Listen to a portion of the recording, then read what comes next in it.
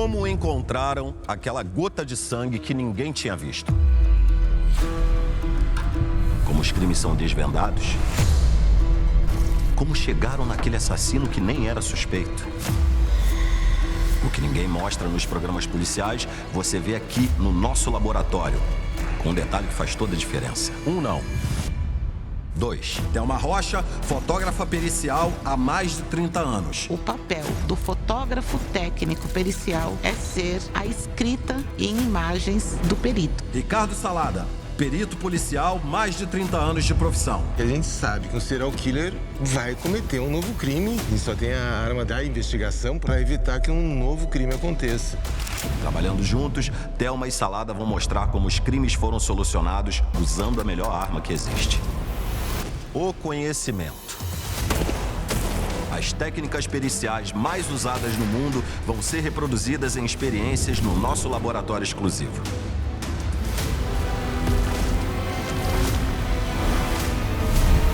O plantão vai começar.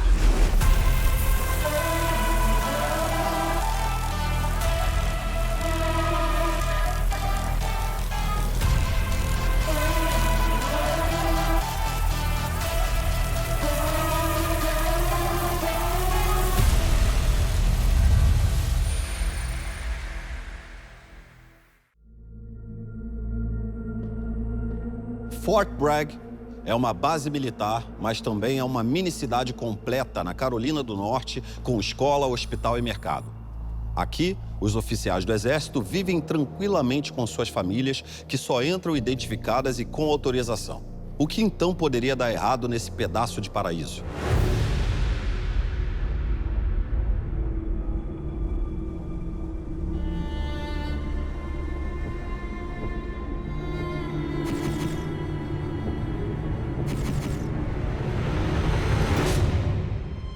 O telefone da polícia toca. São 4 da manhã. Do outro lado da linha, a voz fraca de Jeffrey MacDonald, médico do Exército, pede ajuda. A porta da frente de sua casa está trancada, mas a dos fundos está aberta. Lá dentro, há tantas vítimas que a casa mais parece um campo de guerra. Mas não há grandes sinais de batalha.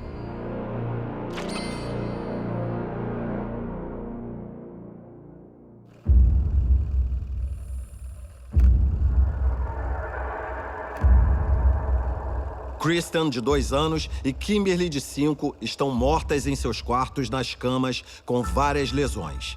Um caminho de sangue escorre da cama de Kristen até o chão. Jeffrey abraça o corpo sem vida de sua esposa Colette, grávida de 4 meses. A camisa azul do pijama dele está sobre ela. Nos Estados Unidos, 1970, numa vila militar, um crime terrível. É bem chocante, né? Uma família inteira, né? Quase uma família inteira. É. Sobreviveu o chefe da família, médico, militar. E aí a gente fica perguntando, né? Então é uma vila militar, é um cara que tem treinamento. É fácil acessar essa vila militar e não ser notado? Essas vilas militares, elas têm um sistema de segurança. A gente crê que sim, né? Sim. Segundo Jeffrey, ele dormia no sofá da sala quando foi acordado por gritos. De pé na sua frente, uma mulher loira de chapéu repete: ácido é maneiro. Matem os porcos. Outros 3 homens carregando um porrete de madeira, uma faca e um picador de gelo vão pro tudo ou nada.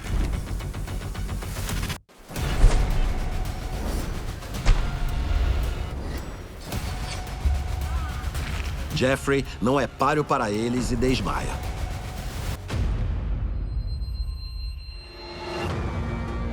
Ao acordar, ele deseja ainda estar dormindo, porque tudo parece um pesadelo. Seus conhecimentos de medicina dizem que a situação ali é grave. Ele tira uma faca cravada no peito de Colette e a cobre com a camisa azul de seu pijama. Também não há nada que possa ser feito por suas filhas. O assassinato de uma família inteira, ou seja, um familicídio, né, ele causa uma comoção muito grande, né, em termos de público, em termos de pessoas que sabem sobre o caso. E por que que isso acontece, né? Porque são pessoas ligadas, elas têm laços importantes de sangue, de amor, de confiança, mais do que qualquer outra coisa. Mas normalmente, quando alguém sobra vivo de um crime como esse, ele costuma ser levantado como principal suspeito a priori. Então a gente vai investigar se aquilo faz sentido ou não. Mas não necessariamente. É possível que ele pode ter sido uma vítima também, e só que sobreviveu. É hora dos peritos assumirem a linha de frente. Eles começam pela camisa do pijama de Jeffrey. Ela tem vários furos, em teoria, feitos durante a briga contra os invasores. Mas a perícia nota que esses buracos são muito certinhos. Será que uma luta teria gerado rasgos assim?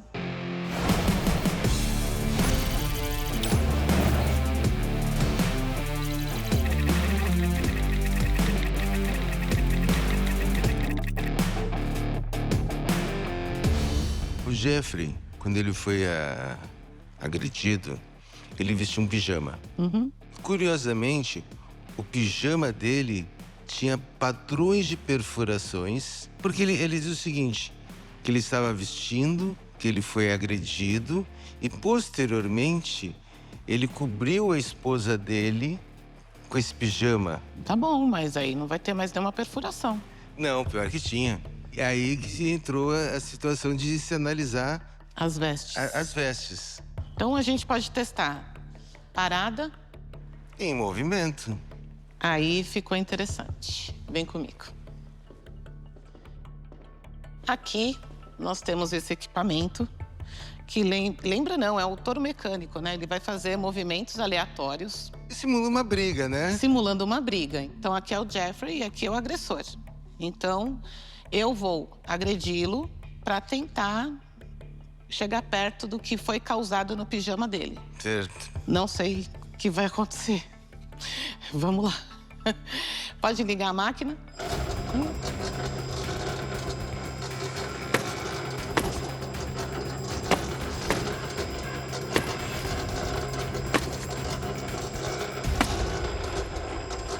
Gostei disso.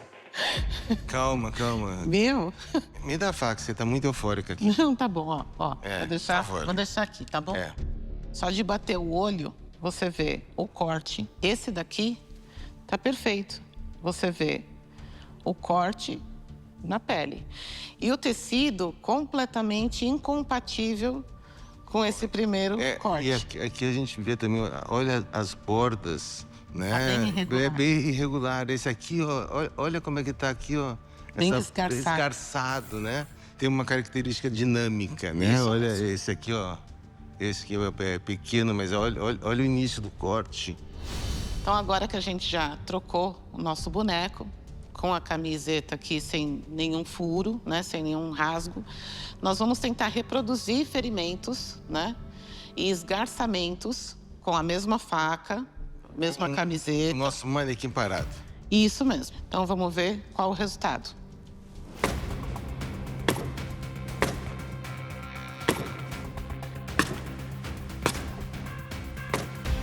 Veja uma coisa curiosa. Com o nosso manequim parado, você vê que todas as perfurações da camiseta com os mesmos tamanhos, ou muito próximos, né? Ó, Uhum. Menos esgarço. menos esgarço, quer dizer, e todos na mesma orientação. Olha, de cima para baixo, não tem nenhum inclinado. E o que é legal é assim, ó, você não precisa fazer muito esforço para ver que tem uma compatibilidade entre o esgarçado no tecido e o ferimento. O corte, ó. Exatamente embaixo Ó, e na é parte perfeito. central, né? Ó, Isso. ó, na parte central da... Você não precisa ficar buscando aonde está o corte. Então, eles estão, ó, completamente alinhados no centro do esgarço na camiseta.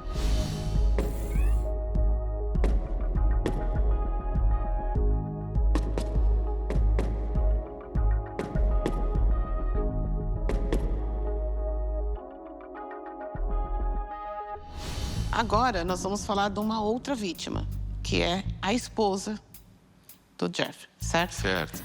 Então agora eu vou posicionar, tá bom para você aqui assim? Tá ótimo.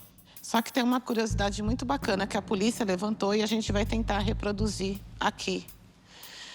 O Jeffrey diz que, né, ele tentou estancar o ferimento com o pijama. Só que os esgarços das facadas provocadas no tecido do pijama são completamente compatíveis com os ferimentos da esposa. Então, se ele colocou para estancar, não há de se falar em novos ferimentos. Com certeza. Então, é isso que a gente vai tentar reproduzir aqui. Ela parada, né? Com o pijama aqui, de qualquer jeito. E eu gostaria que você desse algumas facadas aqui para te mostrar depois o resultado que a polícia chegou. Vai na fé. Vai na fé? Com gosto. Ai, vou lembrar de um... Não, ó o dedinho. Põe isso. Não, aqui é pra segurar, que eu vou... Pô. Vai.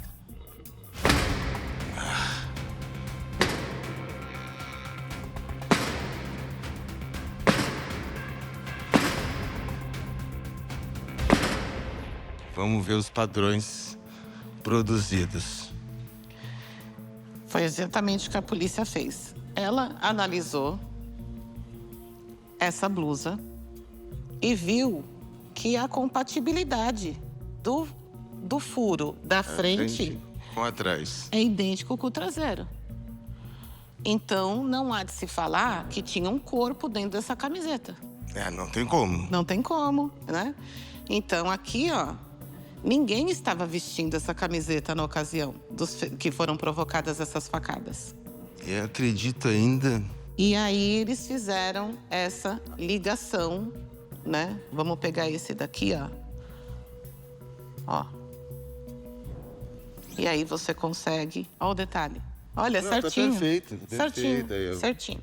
Então, essa blusa foi colocada em cima e depois teve os golpes. Com certeza. E não era a blusa que ele estava vestindo quando tomou os golpes. Porque ele disse que ele também foi ferido. E além de tudo, tem uma coisa que é muito curiosa.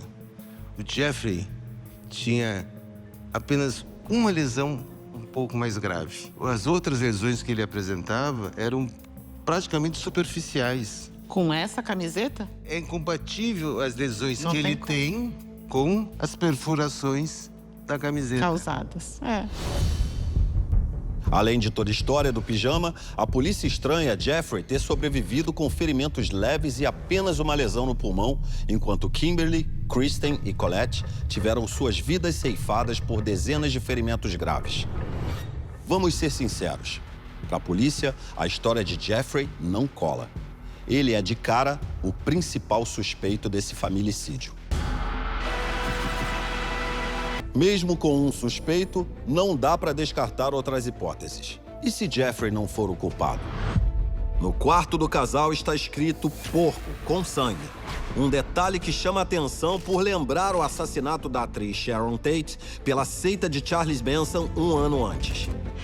Houve uma iniciativa de correlacionar esse crime com o crime do Charles Manson. São praticamente da mesma época. No entanto, as características e as nuances da cena do crime, a configuração, a posição dos corpos, o tipo de ferimento, traz diferenças. No crime do Charles Manson, as mulheres que entravam, as pessoas que entravam, a família Manson, matavam de uma forma muito específica, com uma característica muito específica. Aqui temos um crime pessoal contra crianças e uma mulher. E ali demonstra que quem fez aquilo conhecia e tinha uma relação de intimidade com as vítimas. Dias depois, durante uma coletiva, um amigo de Jeffrey traz à tona uma história estranha. Ele esteve na casa dos McDonald alguns dias antes do crime e viu por lá uma revista que detalhava o assassinato de Sharon Tate. Curioso, não? Ele até discutiu o caso com Jeffrey. Existem muitos criminosos que tentam replicar crimes famosos com esse objetivo de ganhar a mesma notoriedade que o crime original. São pessoas que são fascinadas por aquele crime e querem muitas vezes repetir o que foi feito. Nesse caso específico, a gente tem dúvidas sobre isso porque isso não fazia muito parte do histórico dos possíveis suspeitos. Então também fica a possível interpretação de que aquilo foi uma cena manipulada. Até quando quer deixar Jeffrey de lado, a polícia é obrigada a voltar para ele. Nos fundos do prédio, 4 armas abandonadas são apreendidas. 2 facas, um picador de gelo e um porrete de madeira. Não dá para esquecer que Jeffrey disse ter tirado uma faca do peito da esposa. A investigação continua. Agora, o sangue de Kimberly é encontrado na camisa do pijama de Jeffrey. A mesma camisa que ele colocou sobre Colette antes de ir ver as filhas. Ué. Para piorar, parece não haver sangue de Jeffrey na sala. No quarto do casal, muitas manchas de sangue de Colette indicam uma luta. Há também sangue de Kimberly, mas em menor quantidade.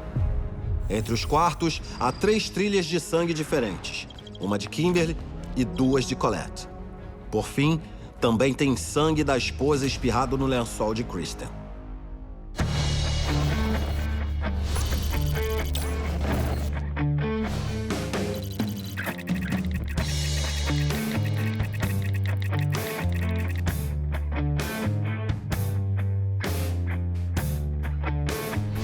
Locais que conversam através das manchas de sangue.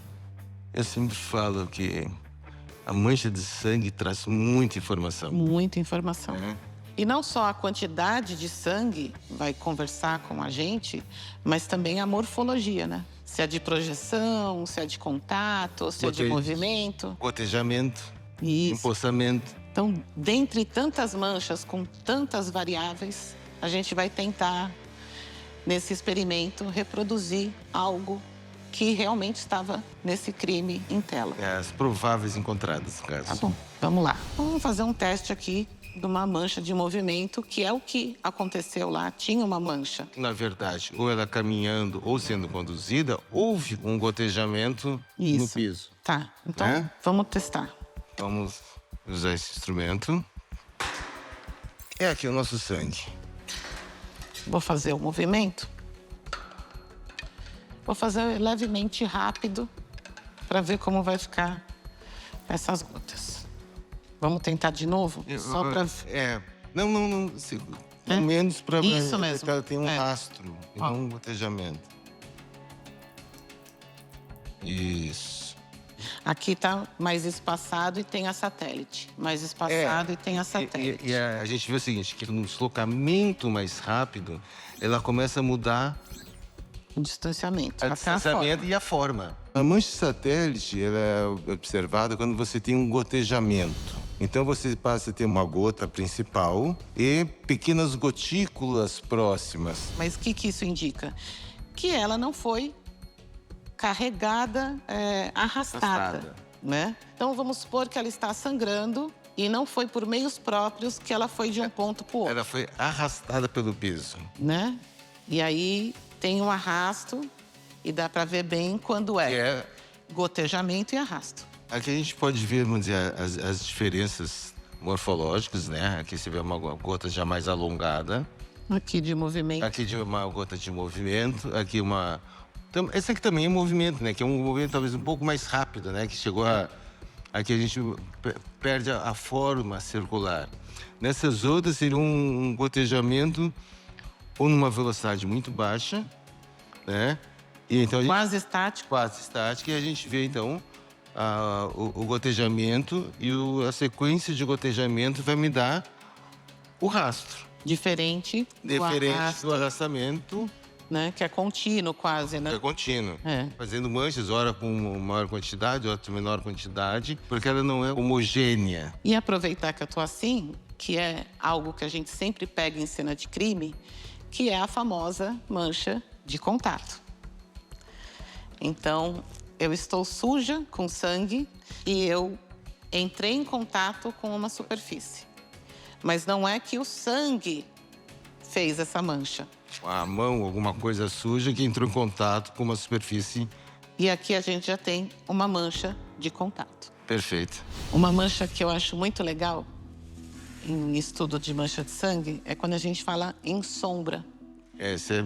Aonde estava o agressor golpeando a vítima, fazendo uma projeção ali de gotículas.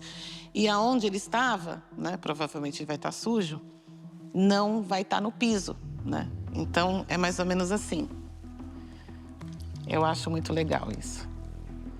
E aí você vê ele golpeando, golpeando, golpeando. Você entende que aqui é que está ocorrendo os golpes. E aí você chega na cena e tá assim. Te sugere aonde estava o agressor. O agressor, o autor. No momento que ele estava golpeando. Certo. A mancha de sangue encontrada no pijama do Jeffrey mostrou que tinham gotejamentos ali, tinham... Pericialmente falando, um espargimento de retorno. Olha, que Olha que lindo. bonito, né? Vamos aqui tentar agora simular como que o sangue se comporta quando ele é projetado por um instrumento. Espargido. E dependendo da quantidade, do tamanho da mancha, no caso de um respingo, foi que instrumento causou esse espargimento, esses respingos. Eu vou poder dizer, às vezes, que, olha, provavelmente é um objeto com maior energia. Ou, provavelmente, um objeto com menor energia.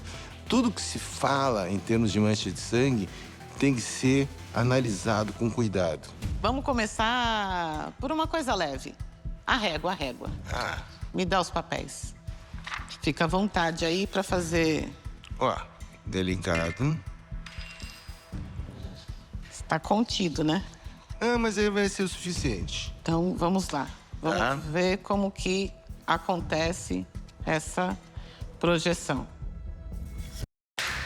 Ai, que lindo! Você quer na sua cara? Ainda não. Eu tento de novo. Olha como ele ficou. Olha Uma que legal. régua. Então a gente consegue ver o espargimento, aí o espirro, o spray da batida da régua. A maior gotona, Aqui uma quantidade maior, né, que houve esse escorrimento todo. E a projeção. são gotículas menores. E o formato ovalado me indica velocidade. Que legal. Deu certo. Então vamos para mais sangue ainda. Vamos ver o que acontece com força e bastante sangue. Eu acho melhor você pôr também. Tá me assustando. Vamos agora tentar projetar uma quantidade maior com um instrumento pesado e saber para onde vai esse sangue.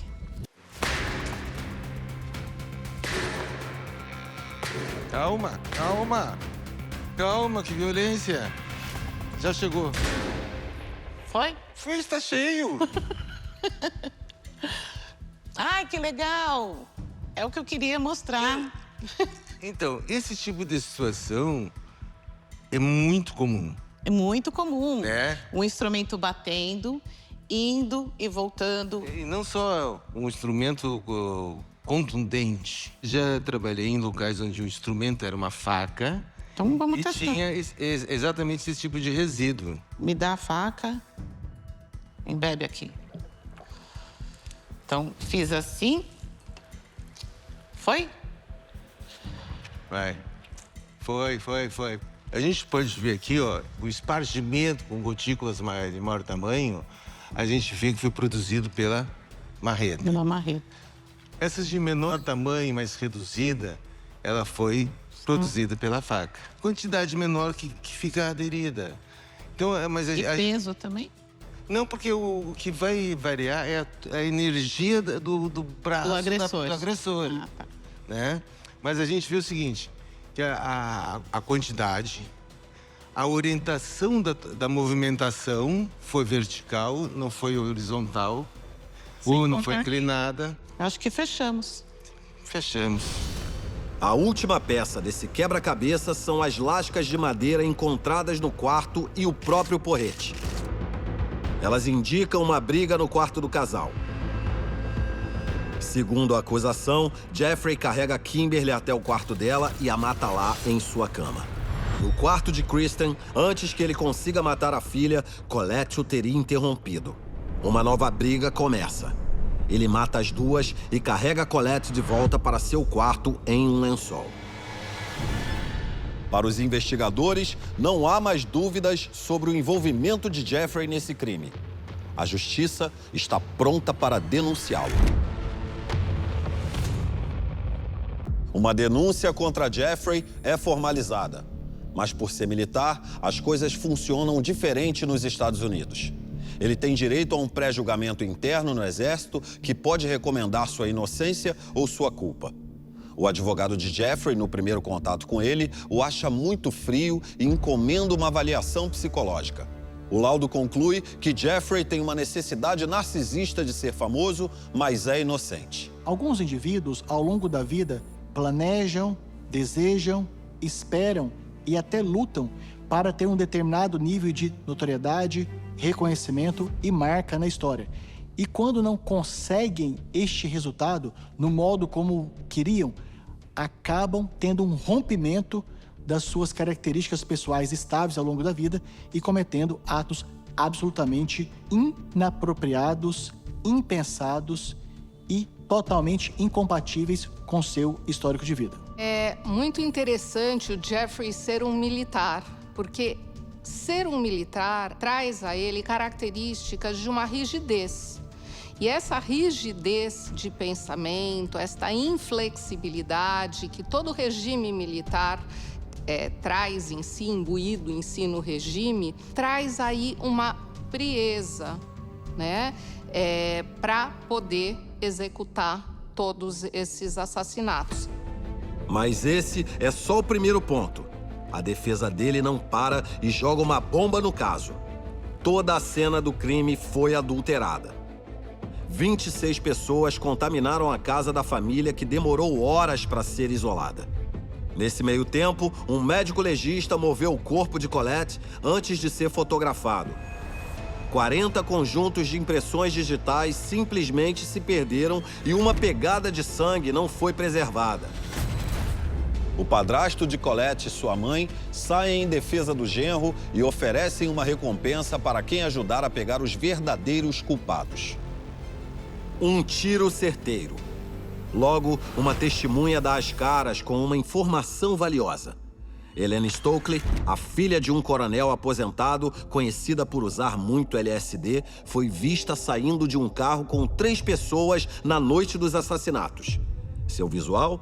Uma peruca loira e um chapéu. Os fios do polígrafo são logo ligados em Helena.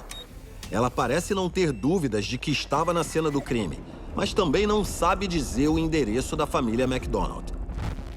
Suas respostas geram mais dúvidas do que soluções. Também faltam evidências que a coloquem na cena do crime. Por ora, Helena parece mais excêntrica do que culpada.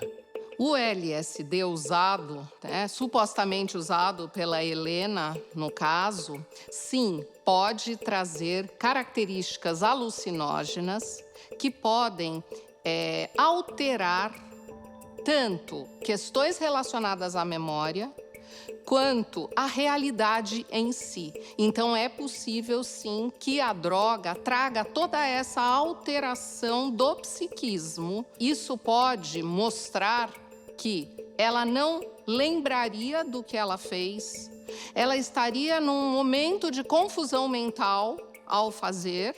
Então, é sim uma forma de colocar a culpa na Helena e na droga utilizada por ela para justificar cometer todo esse crime. Se a defesa está se armando, a acusação também não descansa.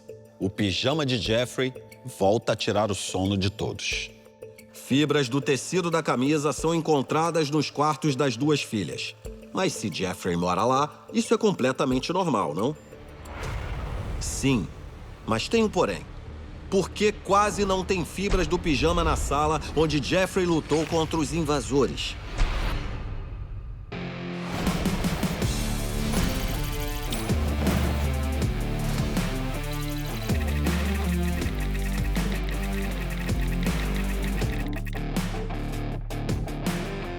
Doutor Salada, o que é o MEV? Microscópio eletrônico de varredura. E o que é o MPL? É um microscópio... Perícia Lab. Oh, sim. Te apresento o nosso microscópio aqui do Perícia. E no nosso caso, teve essa coleta de fibras em lugares diferentes da cena do crime. As partículas existentes numa cena de crime são pequenos grânulos, tá? De areia, de poeira, de algum material. Isso aí acontece se a gente levar simplesmente, ou nas vestes, ou no solado, até eventualmente alguma parte, às vezes com a gente, né? E elas aderem e a gente acaba transportando essas pequenas partículas. O perito vai coletar e encaminhar para o laboratório para se ter, então, um resultado mais elaborado. Então, seria comum ter uma certa quantidade de fibra do pijama até pela casa. Natural, é a casa dele. Casa dele, ele mora lá. Só que ele narrou o seguinte, que todo o entreveiro que teve dessa tentativa de homicídio para ele e homicídio das filhas, da esposa, ocorreu na sala. E lá tinha fibra? Tinha. Mas o que acontece? No dormitório foi o local onde mais tinha fibra. E tinha que ser o contrário, né? Começou a levantar essa suspeita, porque, se vamos dizer, você tem uma ação, uma briga, alguma coisa no Um ambiente... contato, né? Se o maior contato de briga dos agressores aconteceu na sala, o maior derramamento de fibras... Deveria ser na sala. Então, é isso que a gente vai tentar agora reproduzir nesse nosso experimento. Essa transferência de diferentes fibras de um material para o outro. Sim. Então, inicialmente, vamos ver o tecido sem ter contato com outros. Sim. Né? Dá para ver até a trama do tecido, né? E não tem nada, nenhuma outra fibra ali gritante. É um contaminante. Né? Agora nós vamos fazer um atrito. Puxa daí. Isso. De novo. Vamos atritar.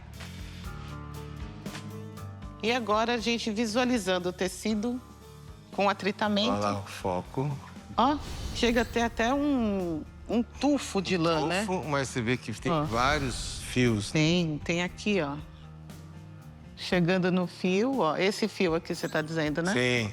Dá para ver que teve uma boa transferência do tecido de lã, que soltou bastante partícula, para branco e ficou com bastante sujidade. Certo. Né? É muito bacana trabalhar com microscópio, mas se a gente tirar e for analisar só a olho nu, a gente não vai ser perceptível. A gente não consegue nem reparar onde estava aquele tufo, né, inicial.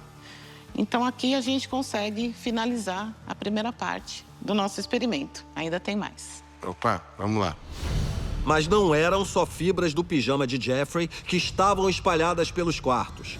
Outras partículas incriminadoras também foram encontradas. O trabalho não para. Mais fibras do pijama de Jeffrey são encontradas agora sobre o corpo de Colette, sobre as unhas de Kristen e no porrete de madeira. Enquanto procuram pelas fibras, os peritos se deparam com pequenas lascas de madeira nos quartos.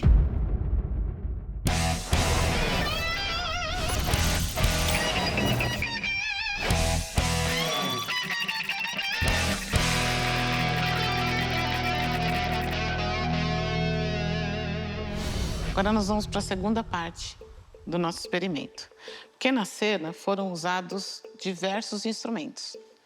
Foi usado um picador de gelo, foi usado uma faca, foi usado um pedaço de madeira. E nesse bastão de madeira, o impacto foi tão grande que deixou fragmentos na roupa. Então agora a gente vai fazer esse teste. O bastão na roupa, o que acontece com essa roupa e com o bastão, se a gente consegue visualizar uma transferência no microscópio. Bate aí com fé. Nossa, tá batendo carne, né? Ó. Não, mas ó, aqui, ó. Não, mas já ficou, apesar de ser... Não, aqui já ficou, mas agora eu gostaria de um impacto ao ponto de transferir lã pra cá. Porque eu fico imaginando que não tá tão fofinho, entendeu? Que a pessoa... Aí, ó. Aí sim. Agora eu acho que teve uma boa transferência. Vamos primeiro para a madeira. Vamos lá. Olha lá. Achei. Nossa, aqui o cantinho aqui, ó, tá cheio de fibra. É, ali, ó. Ó que chique. Daí você vê que não só nessa parte bem grosseira, a parte mais fina, né? Também você tem bastante. fiapos bem fininhos Sim, que sim. ficou. Mas se reparar, ó, por todo o caminho dela, Tem fibra também. tem fibra, né? Ó, por todo o caminho. Ó, até aqui, ó, voou fibra. Aqui embaixo voou Aí, ó. fibra, ó. Talvez por essa madeira ser um pouco mais áspera, né? Um pouco mais rugosa, também facilitou, né? Essa transferência, mas que houve uma transferência de tecido para Sim. madeira, houve. Sim, né? com certeza. Então vamos agora tentar visualizar o que aconteceu com a blusa. Preciso de você no foco. Aqui a gente até tem um fragmento razoável. Então a gente tem desde as lascas maiores, né? Sim. Até as mais pequenininhas. Essa parte aqui, ó, tá bem legal, né? Tá bem espaçado essa fragmentação Sim. das lascas todas no tecido. E nesse caso, a olho nu dá pra ver, né? Sim. E o mais interessante é que eles coletaram os fragmentos de madeira, fizeram um confronto com pedaços de pau que tinha na casa. E deu E compatibilidade. deu compatível. Então, provando que aquela madeira foi utilizada para agredir as vítimas. E agora vamos para a última parte. Briga com essa blusa pra mim, por favor. Não, eu quero que você briga com essa blusa. Eu vou apanhar. Vai. Briga com essa blusa. Dentro de uma luta, de uma briga corporal, uma luta corporal, é normal, tá? As pessoas às vezes tentarem segurar, imobilizar o adversário e acaba causando arranhões. É uma coisa natural. Então, o que acontece? A unha, né, é um elemento, dentro de um arranhão, ela vai guardar a matéria orgânica do seu oponente e resíduo de fibras. Então, esse seria um ponto a ser cuidado, analisado, observado, estudado, esses resíduos. Puxa ela, arranha ela. Vai, arranha com gosto. Tá. Arranhou? Vamos. Então agora vamos tentar ver a sua unha. Se tem alguma coisa, se tem alguma fibra. Opa, já tô vendo. Ó, Tem que ver veio bastante, ó. bastante. Essa daqui até que parece que tá meia solta, né? Veio... Mas você vê que a gente esperava mais na unha, mas você vê, ó, que talvez a sua cutícula acabou trazendo mais fibras, ó. Tem aqui, ó, um pedaço Sim. bem bonito, aqui, e até nesse cortezinho aqui, ó, tem um pedaço. Veio bastante, né? Vale lembrar que no crime, as vítimas tinham uma quantidade considerável, né, de tecidos embaixo da unha, aonde conseguiu fazer a compatibilidade. Com o pijama do Jeff. Isso mesmo. Então, esse exame aqui no microscópio, que a gente valoriza bem mais e consegue ver nitidamente e não a olho nu, agora o subunguial mesmo, feito pelo Instituto Médico Legal. Aí, não tem dúvida. Experimento concluído. Com Transferência de tecido para tecido, de madeira para o tecido e embaixo da unha. E tudo com sucesso. Todos com sucesso. Aí sim. Nenhuma nova prova contra Helena surge. Se é impossível incriminá-la, também não dá para dizer que Jeffrey é culpado. O pré-julgamento do Exército o declara inocente. Um caso sem solução? Fred Kesseb, padrasto de Colette, não se conforma com isso. Jeffrey é destituído com honra do Exército e se muda para a Califórnia para atender como médico. Se aproveitando da fama que o caso lhe deu, MacDonald marca presença no The Dick Cavett Show, um dos programas de auditório mais famosos da época. Na frente das câmeras, sua maior preocupação parece ser brilhar nos holofotes. Incomodado, Fred assiste a tudo. Se o objetivo dele era especialmente de característica egocêntrica e que toda a luz ficasse sobre suas habilidades, características e qualidades, numa oportunidade de estar em uma exposição para uma grande quantidade de pessoas, o mecanismo mental é de focar em si, porque a aceitação de outras pessoas diluiria, dividiria a importância dele com outros membros. Dias depois, outra bola fora. Em uma mentira impulsiva, Jeffrey fala para seus sogros que os assassinos de sua família estão enterrados a 7 palmos e foi ele mesmo quem os colocou lá. Segundo MacDonald, ele só queria dar paz à família de Colette.